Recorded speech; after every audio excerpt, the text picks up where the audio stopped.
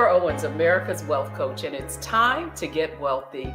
You're going to learn exactly what you need to know and do to finally achieve the level of success that you desire and you deserve.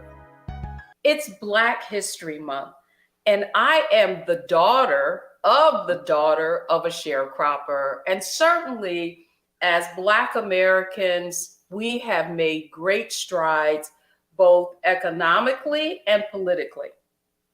But when it comes to real wealth, Blacks, Hispanics, Native Americans, little has changed in over 50 years. And in fact, the wealth gap continues to widen. I am excited to have a conversation with our guest today because he spent his career managing assets for large institutions and very wealthy families. And he's here to really share with us and give us some perspective on the wealth gap and what we need to do in order to close it. But here are the three things that you may not know about this wealth gap. The first is that Blacks, Hispanics, Latinos, Native Americans earn half of what most white Americans earn, and Blacks have less than 1/10 the wealth of their white counterparts. And finally, and this is really huge, that the wealth gap has literally not changed in over 50 years, according to the Federal Reserve Board. And that's why I'm excited to chat with our guest today, someone who's approaching this wealth gap in a unique way. He is Jim Casselberry, and he's the CEO of Known Holdings. And they manage finances and assets for institutions and wealthy families. But not only that, they have created a platform, an ecosystem to bring resources to Blacks and people of color so that they can scale their business. And I am excited to welcome Jim Casselberry onto Get Wealthy. Welcome to the program, Jim. Well, thank you, Deborah. Really do appreciate, being here with you and to have this conversation because it's such an important conversation to have. And I think that wealth and wealth creation is probably, even though we've had several examples of African Americans and other people of color being able to be successful, we still aren't seeing the mass level of us being lifted up.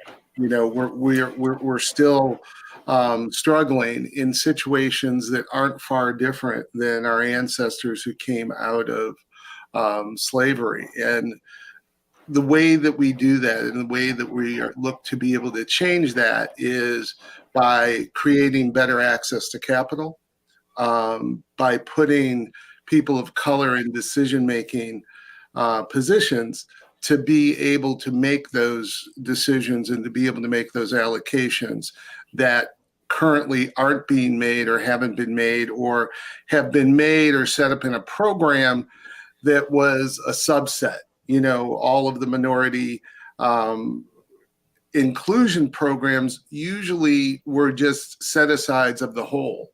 So where there was greater wealth being created outside of that, we were put in a position of almost having to be crabs in the barrel for the scraps that we would get on the side. Well, no, I mean, it is interesting because before we get into the conversation, I really feel like it's important for people to know your own backstory and how you came to take this path toward managing and have managed billions of dollars. So Jim, where did you get your start on this path? Well, Deborah, I am a child and grandchild of entrepreneurs. My grandfather came up to the Chicago area from Wedowee, Alabama in 1918 after World War I, and worked for a few years with my grandmother as a domestic. And then he started a business in 1922, which was a waste disposal company. That waste disposal company grew to be one of the largest independent in Illinois. And we sold to Waste Management in the mid 70s. I grew up thinking that everybody had a safe in their kitchen because we used to have payroll Thursdays, and one of my jobs was to put the change in the payroll envelope because you didn't write somebody a check who was a weekly worker. But that experience instilled in me with my parents to be able to be entrepreneurial. The other thing is that both my grandfather, my uncles, and my dad, they really wanted my path to be in finance, in banking. So they even dissuaded me from working in the family business, while I think I would much rather have stayed in the business and be known as the porta pot king of North America. But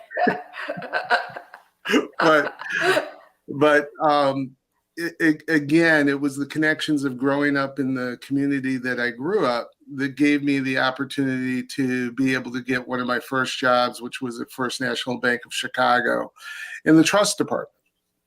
And that was one of my awakenings to where I was seeing familiar family names in the neighborhood that I lived in. They lived in the same size house, but their family had 8-figure wealth, right? Yeah. And it wasn't that we weren't doing well and we weren't thriving. You know, my parents were very much focused on education. My oldest sister is a physician. She went to Harvard and University of Chicago. My sister, who's also older sister, 5 years older, she went to Smith and London School of Economics and Northwestern. So the expectation of excellence was really just really indoctrinated into me. And so as much as I tried to resist it, I saw seeing the opportunities that had to go beyond just education, because there was something different. Even though we were business owners, even though that we had education, we still weren't in the position to accumulate the same level of wealth. And so throughout my career, being at First Chicago, then I worked at the John D. and Catherine T. MacArthur Foundation, running a portion of their portfolio. And then later I ran my own firm. And then I was a consultant with one of the largest institutional investment consulting firms and consulting, where I advised some of the largest asset holders on the planet and pension funds.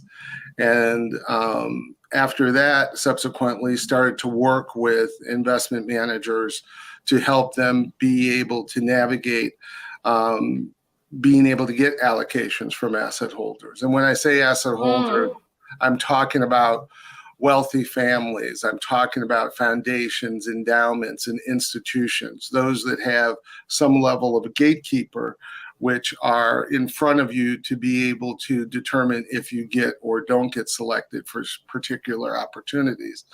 But that's in a small nutshell. I think that's my career and where I am now.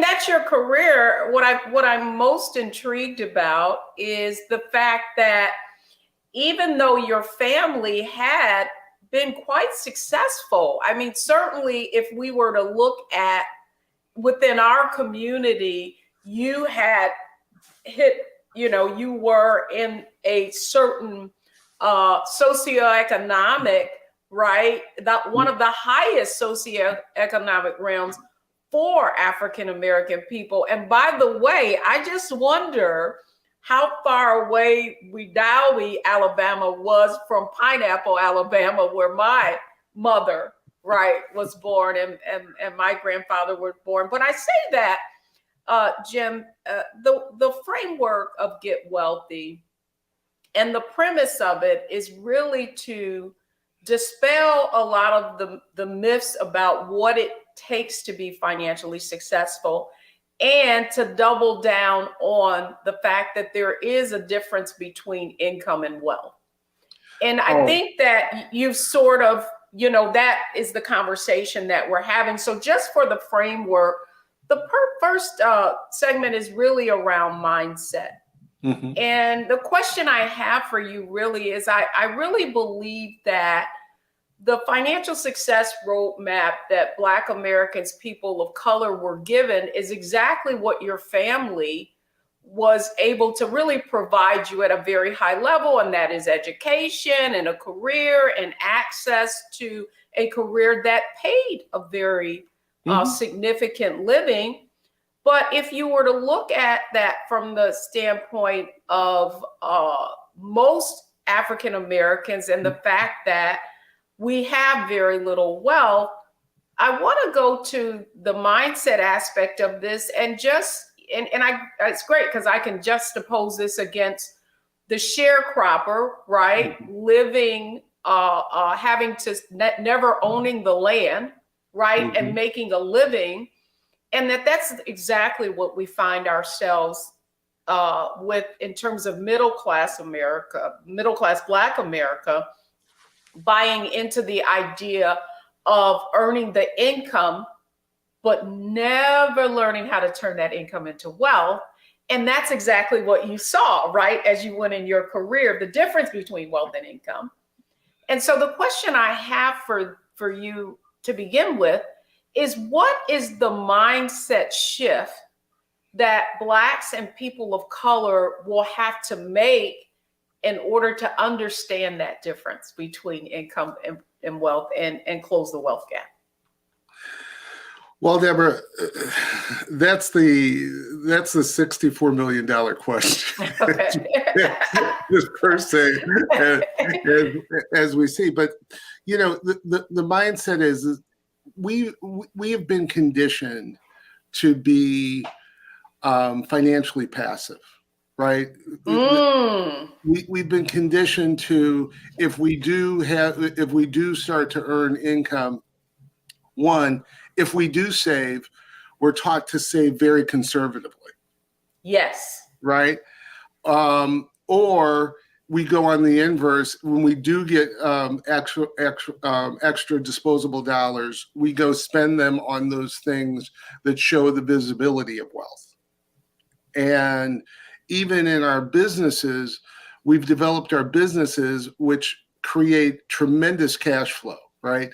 They create a lifestyle. And I always have characterized it as the difference between what you are when you're rich versus wealthy.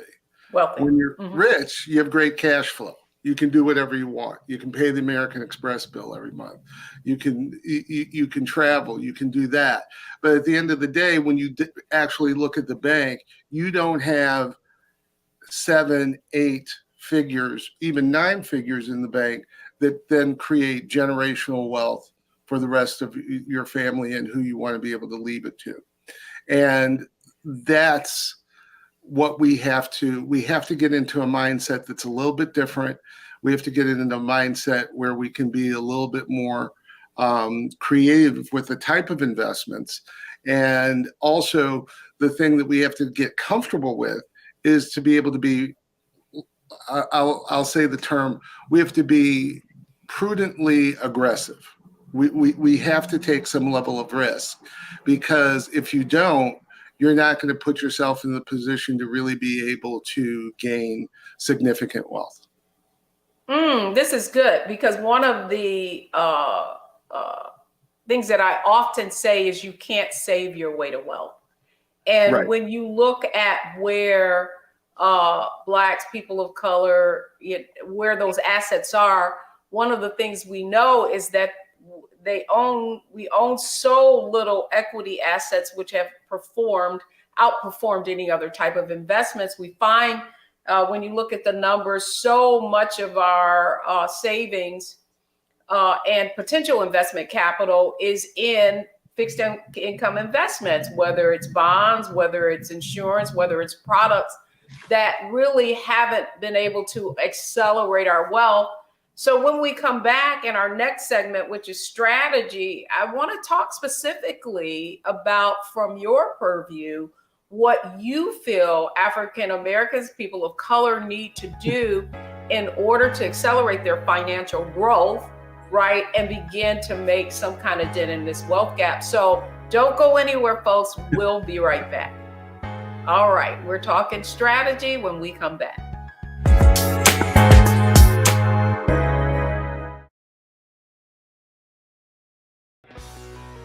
Let's be honest, as successful women, we're crushing it.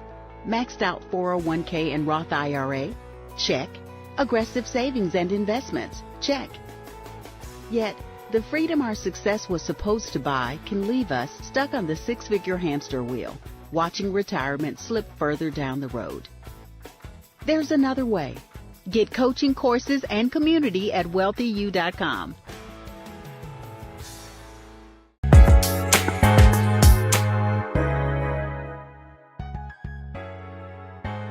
Welcome back, everyone. I'm Deborah Owens, host of Get Wealthy, and we're talking about getting wealthy by closing our wealth gap. And today I'm having a conversation with Jim Casselberry, who is CEO of Known Holdings, a asset manager and registered investment advisor firm. So, Jim, we talked a little bit about, I'm so glad you touched on this point too, about it's not that we don't have cash flow or assets. If you look at how different minorities are characterized, typically it's from that consumer and buying power, but not turning that, income into wealth, if you will.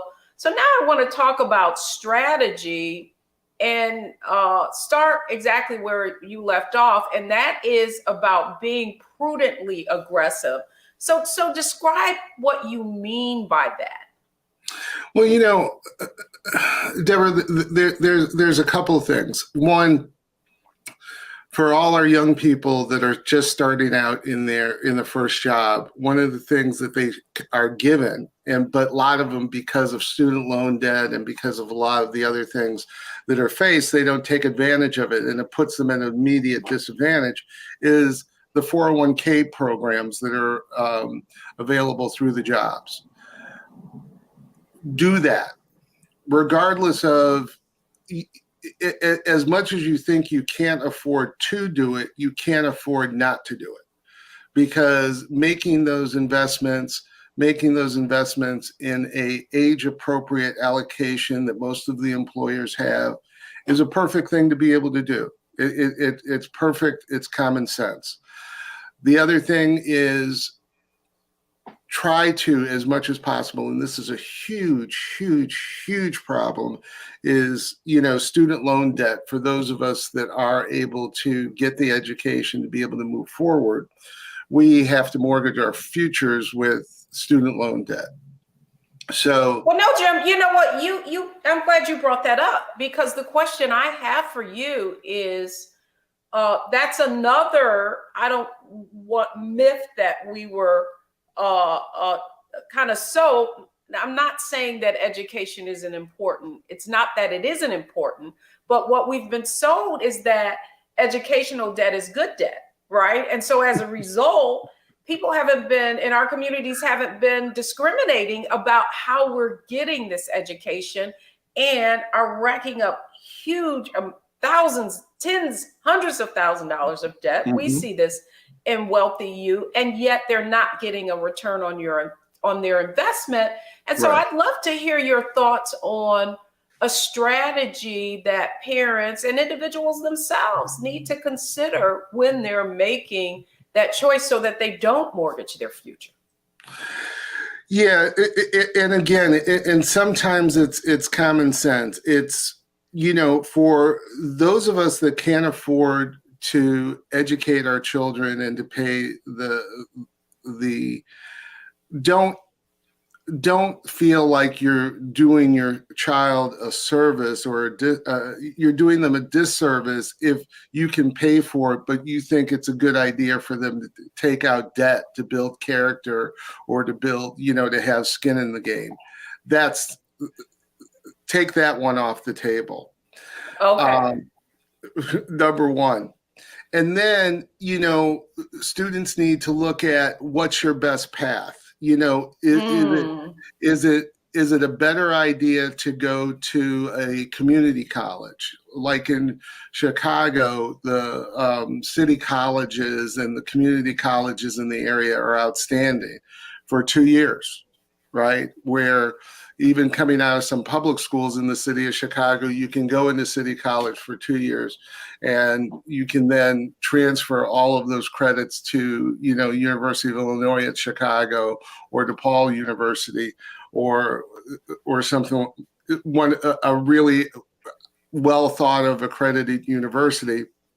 And then you've had the opportunity and you've saved almost 60% of the cost because you've been able to go to a lower price. And if you think about it, you're graduating with the exact same degree.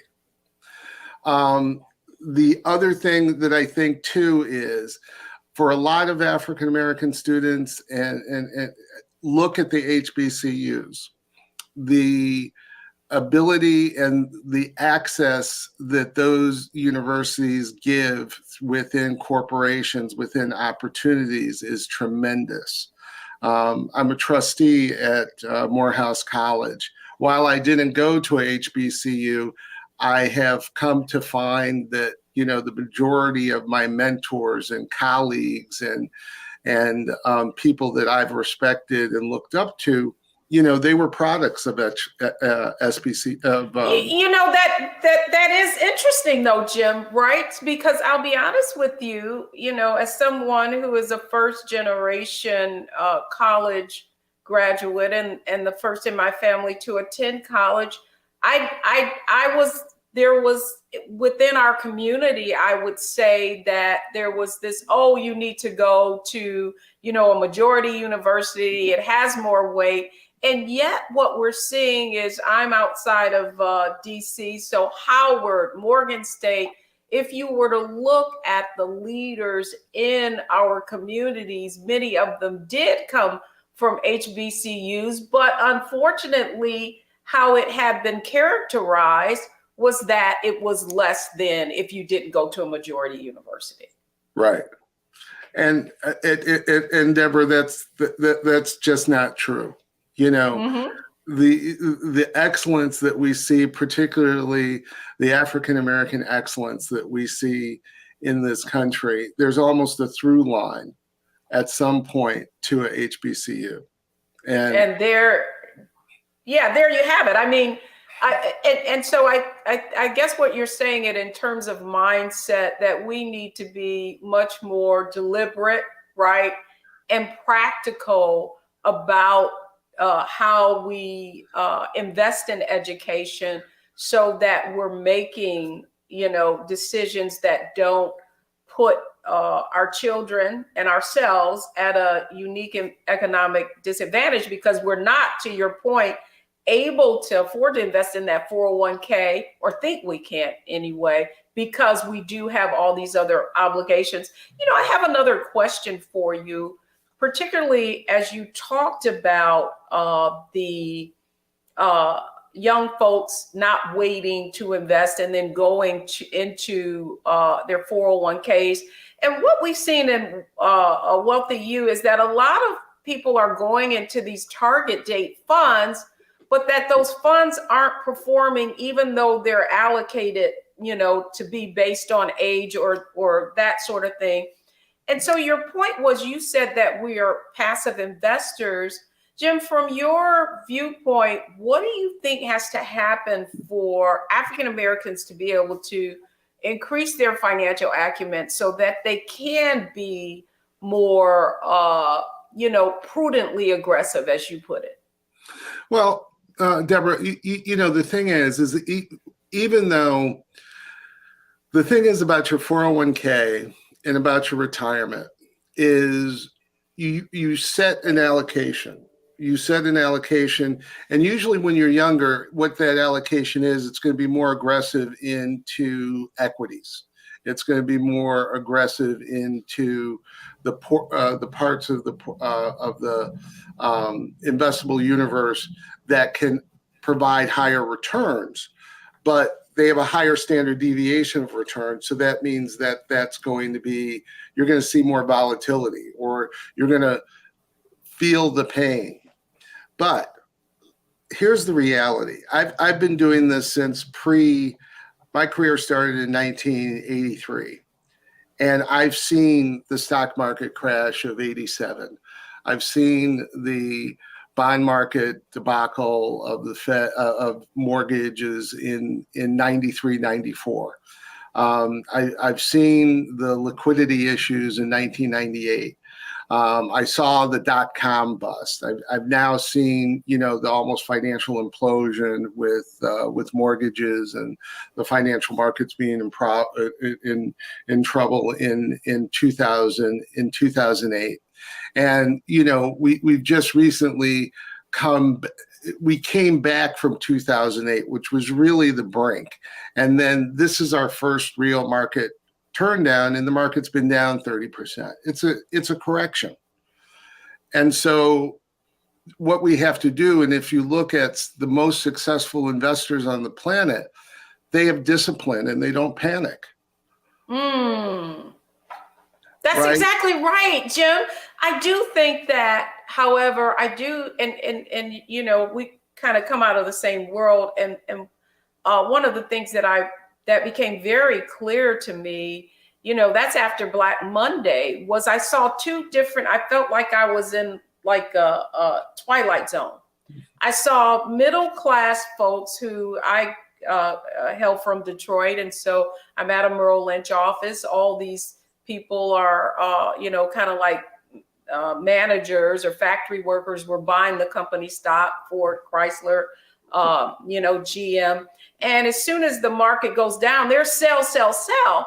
But what I saw was our wealthiest clients come in that evening and really be very deliberate about the investment choices that they were making, and they were picking up those companies that fell, not because there was anything in terms of intrinsic value change, but simply because of, fear. It sort of goes back to Warren Buffett's be greedy when others are fearful. And I certainly feel like that's the point that you're making, that over time, what we do know is, regardless of those ups and downs, that we're going to be much further ahead. And I want to go back to that other question when we come back, because we only have 30 seconds, is okay. What do we need to do then to help help Black, close the wealth gap?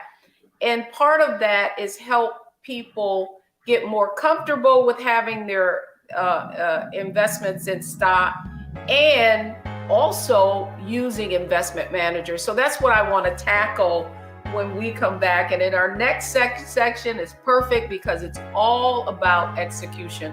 So don't go anywhere, folks. We'll be right back.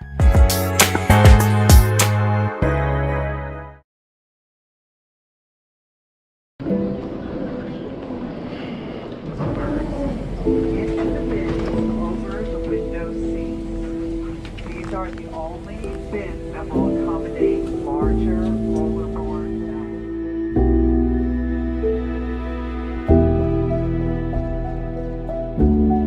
They put 10 in here? 10, and you don't come out till you die. And you eat him, you hoop 10. Oh my God. So what?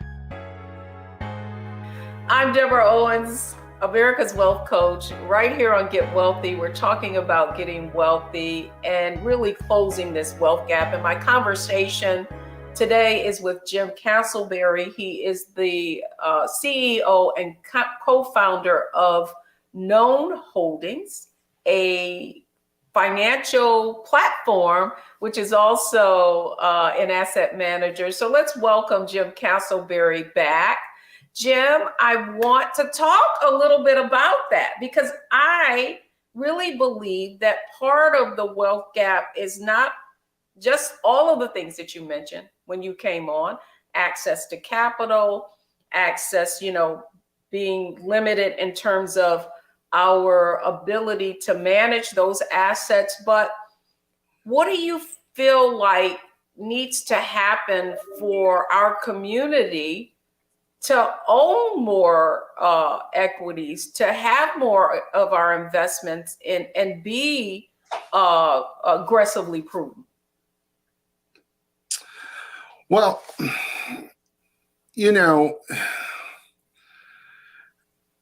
I think the best thing that we can do is,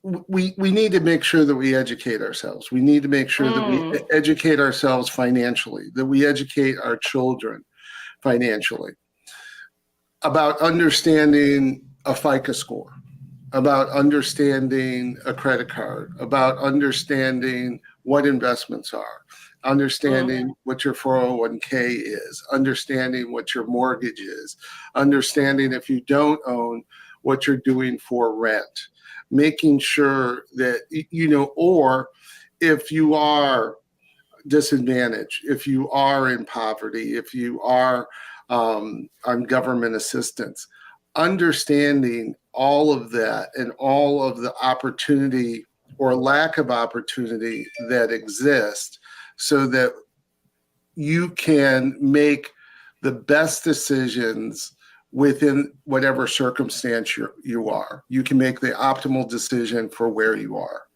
That doesn't, if you're starting at the very bottom, if you're starting midway up the stairs, or if you're starting at the top of the stairs, the thing that you can do is for where you are.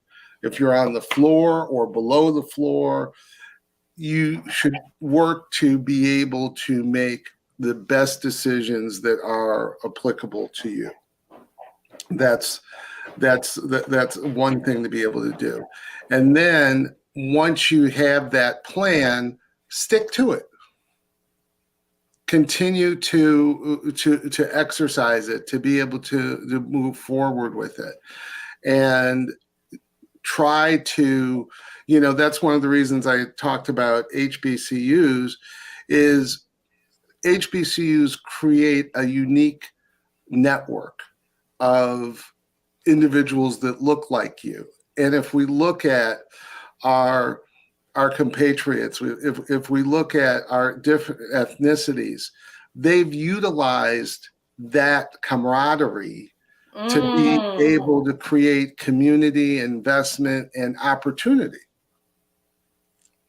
And I think what you're saying, Jim, is you're talking about social capital. Yes. And, that social capital, which to me is one of the most valuable assets of all, that in many cases we haven't learned how to leverage, I think is the point that you're making. It is that it's not just about, having the degree or having the pedigree, but what is also important is that you're forming those relationships, and many of those relationships can open doors for you. And so my question to you also, Jim, is one of your Known Holdings focuses is also about scaling businesses. And so I wanted to talk a little bit about the work. You made a statement very early on just about businesses having cash flow, right? But not necessarily having the ability to scale through which you can create generational wealth. So I would love to get your view on entrepreneurship and that also being a viable pathway to wealth. Right. You know, Deborah, again, this is, it's such a broad conversation that we can have. Let me try to condense it with a couple of things. You know, I had the opportunity of growing up in the Chicago area, and I knew George and Joan Johnson, who had Johnson Products. I knew the Gardners, who had Soft Sheen, Ultra Sheen products. I knew John and Eunice Johnson, who had Johnson Publishing. You know, the Johnson Publishing, there should have been no question. They should have been AOL. They should have been Time Warner. You know, Johnson Products should have been L'Oreal, right? But part of their entrepreneurs, they're doing this thing. But then when they sought to do what the other entrepreneurs like them that were majority were doing, they were selling their capital, being able to capture that value, and then being able to go and redeploy it. The pressure was on us to keep those companies, to continue it was a great service within the community. But the short-sightedness of some of those decisions was it limited the ability of growth.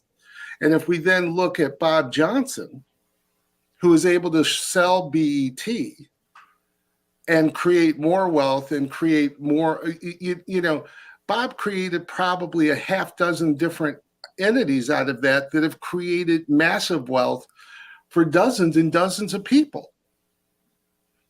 But so the whole thing. So is that a function of access to capital, intellectual capital, or just the inability, because you are that first business, to have grown to that size of maybe not having that network who can counsel you on the viability of having that liquidity event, right?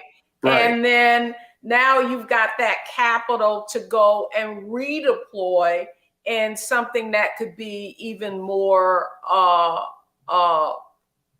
long-term, create that intergenerational wealth. Right. No, that's exactly it. And even in the example of my family business, you know, my uncle took at the transaction, my uncle took the stock and my dad took the cash. Not that my dad did poorly, but my uncle's wealth was probably 8-10x of my dad's, because he took the stock and the stock continued to appreciate.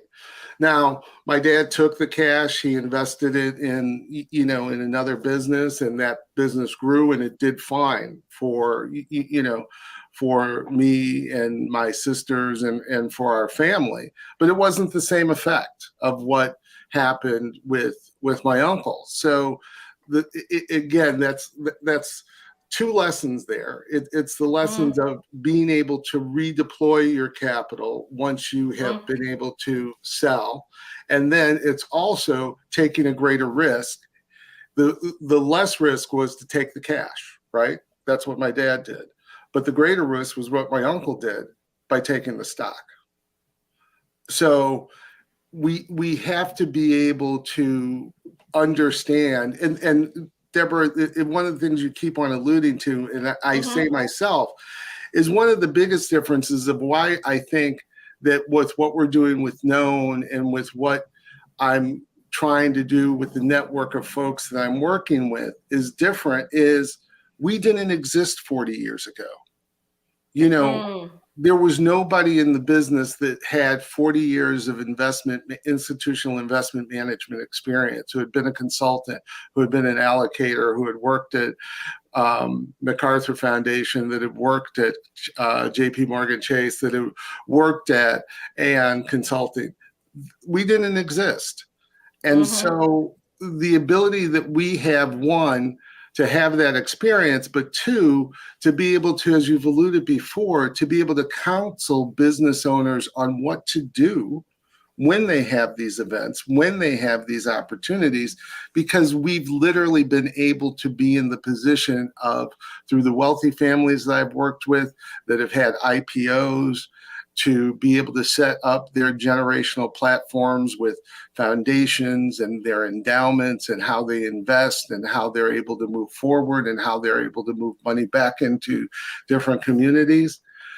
That's something that just didn't exist and that we have now. And so that was one of the biggest reasons of why I felt that it was imperative that we start known, because we have to build this infrastructure for the BIPOC community. Well, you know what? It's interesting, Jim, because just in that conversation, in that response, I really understand the name of your business now, Known, right?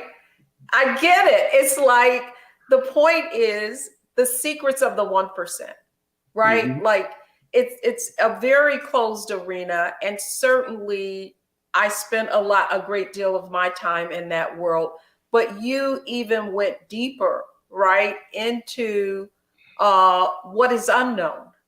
Mm-hmm. And so now I totally get the reason for your name. And when we come back, it's our lightning round. And I really would like for you to share with our viewers, just as you see it from your purview, of how the unique approach you're taking in closing the wealth gap. So when we come back, it's our Analyze, Optimize, and Maximize round, where we're going to hear more from Jim Casselberry and now how Known Holdings is attacking the whole wealth gap from all different types of dimensions. So when we come back, it's all about Analyze, Optimize, and Maximize.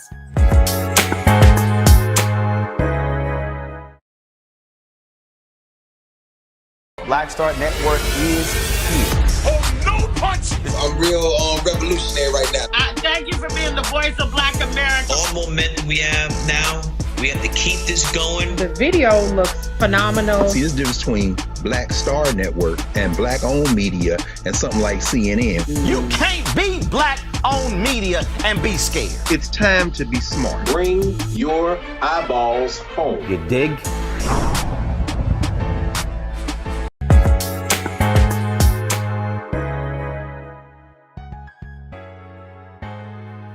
Welcome back, everyone. I hope you've been enjoying this conversation on Get Wealthy, really giving you some insight into the wealth gap, but more importantly, how it exists. And now we're going to talk with Jim Casselberry about how his company, Known Holding, is attacking this problem from all areas. So, Jim, what I'm fascinated about is your approach. And in researching you and your company, what became clear is a couple of things that I really like for you to define. You talk about the new majority, and Blacks and people of color. Talk to us a little bit about why that's important.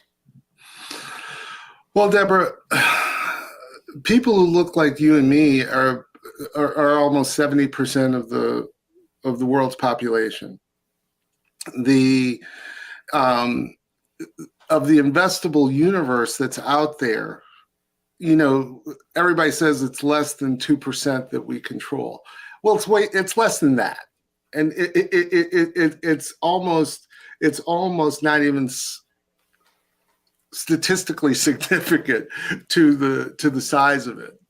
So if we're going to, if we see what's happening in our world today, if we see with the widening wealth gap, we see with what's happening with climate, when we see what's happening with the violence in our cities, when we see all of that, that's because the improper allocations of resources that exclude 70% of the world's population. And so what we have to do is we have to redirect, we have to make better decisions in those allocations. And so one of the ways that we think that you're able to do that is by my experience of working with asset holders, and I'm talking about wealthy families, I'm talking about billionaires, I'm talking about foundations and endowments. I'm not really talking about public pension plans, and I'm not really talking about corporations. I'm talking about the wealth holders that literally have their generational wealth based on the growth of the U.S. economy over the last 200 or 300 years. And the basis or the foundation of that economy was based on free labor from African Americans that were brought to this country by the indigenous population that almost went through a genocide here, and and then even Asians coming in for their engineering ability for the Transcontinental Railroad. Yes. So that transfer of wealth is what can be used because those generations, these younger generations, the generational shift, they care about outcomes. They see that their environment isn't healthy. They are seeing the violence in their inner cities. They're seeing the inequities of it, and they care about the outcomes. Not all of them, but enough of them do that and if they want a solution of how to do that, that's what Known is here to do. And we're here to do it because we've done it.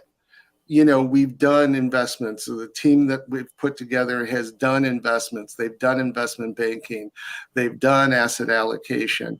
We've done this over 40, 30, 20 years, and we know how to do it. I've invested portfolios. I've done probably in my career over $80 billion in investments. And in the last few years, I've invested a portfolio of approximately $1 billion that had a 55% IRR. And it was all basically invested in Black and brown. So for all of this, that people say that there's not a pipeline or there aren't opportunities, what there isn't organizations or financial services companies that are built for Black and brown, that are built for us. Well, I don't argue that, but Jim, as someone who is pragmatic and understands wealth, right? The fact is that wealthy 1% got that way exactly as you described. And, it's fascinating. I was just reading an article about someone requesting I don't know if it was FOIA, if it was a journalist, but the fact that New York Life, a lot of the financial institutions, right, earned a lot of money through the slave trade. And so my question to you is just about flow.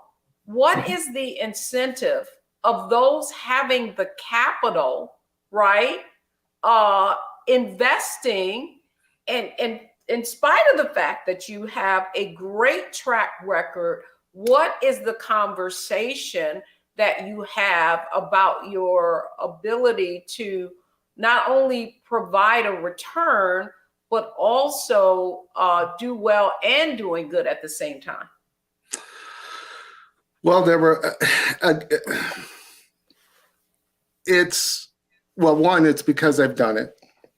Okay. But two, what I've seen within this, there's going to be, it's rumored to be between $61 trillion and $91 trillion that's going to transfer from the greatest generation to baby boomers to Gen X to millennials to Gen Z. And my experience has been over the last 7 years in running a single family office for a billionaire family, there are asset holders that care about, that want to narrow the gaps between racial, social, and economic inequality. What they don't know how to do is how to do it. Okay. And that's what we do. And we are able to do it. When I was at the MacArthur Foundation, we did a transaction in South Carolina at a small organization, South Carolina Jobs and Economic Development Authority. They were using HUD block grants as part of the loan packages for businesses within the state to create jobs. we bought that portfolio because it was underfunding and the block grants were going to go away. We repackaged them, we reserviced them, and allowed them more money to go and make investments. What that led to over 17 years was it led to the creation of 250,000 jobs. It led to to underwriting $9 billion in loans and businesses and capital to businesses in South Carolina that attracted the auto companies to come to South Carolina. My partner, Val Redhorse, has numerous stories of the investments that she's been able to make in tribal lands and on reservations that have, changed the financial trajectory of those communities. The work that I did at MacArthur, the work that I did with Aon in helping large pension fund holders make better investments in Black and brown and minority companies without the detrimental rules or guidelines that sometimes exist that disrupt the opportunity. We've been able to be successful. So it's not a question of if this can be done. We do it, and we can do it, and we can do it confidently. But as you have alluded to, we're going upstream, because people have been indoctrinated with what in the movie Wall Street and Michael Douglas's character, Gordon Gekko, of coming out that greed is good. Greed is good, yes. Right? Well, it's not. It's not good to be extracted. It's not good to continue this building of a wealth gap. It's not good if we continue on this path that the average wealth of a Black family is going to go to zero. That's what the current trend is. That's right. Right, and we have to. I don't want to get too controversial, but one of the things I believe is that the gun violence that we're seeing in our city it's an economic problem. It's an economic problem. Absolutely. Poverty is violence. I mean, that's a fact, right? So you're creating, but I think what else is happening? I think so often we think about violence in the inner city, but now what we're seeing is it's not just the inner city. It's happening everywhere. It's happening in rural communities. It's happening in affluent bedrooms communities. It's happening everywhere. That is a function of our societal issues. It is. And Deborah, one of the things that if we look to the thing that I don't think a lot of people took away from January 6th that I did, you have white guys who storm their own Capitol. There's a problem because they're feeling as if they're disenfranchised and they're feeling like they have problems. That means that our economy needs to do something different. We need to do that. That's good, Jim. And we're going to wrap right there. Man, an interesting conversation. Hey, let's keep us apprised of what you're doing. Let's keep this conversation going. I think that the work you're doing is critical. And I really want to thank you for coming on Get Wealthy and having this conversation with me today. Well, thank you, Deborah. We appreciate the opportunity. We appreciate to talk about it. And as me and my partners always say, this is more than us just trying to do something that's going to create wealth. We feel that it's our call and our mission. And we're going to work to try to make it better. All right. I love it. It's the mission and not the money. All right. That's Jim Casselberry. When we come back, the 3 takeaways from today's show. Don't go anywhere, folks. We'll be right back.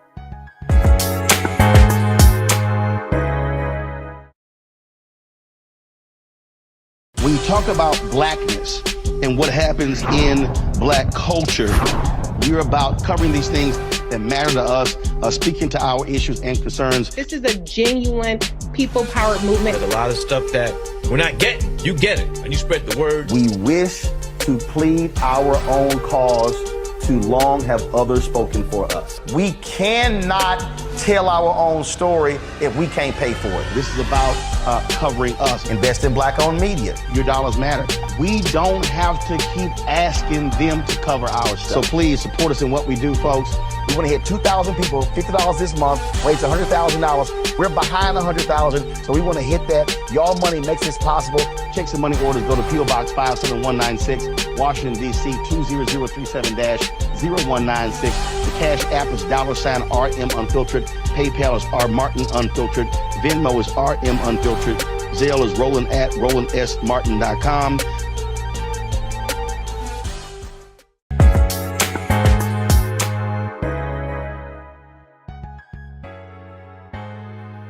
Welcome back, everyone. I'm Deborah Owens, host of Get Wealthy, only on Black Star Network. And here are your 3 takeaways from today. Number 1 is that you cannot save your way to wealth. You must invest. And as Jim Casselberry said, be prudently aggressive and learn what you need to do in order to have your money grow. And then finally, social capital is the most valuable asset. That's going to do it for me on this episode of Get Wealthy, only on Black Star Network.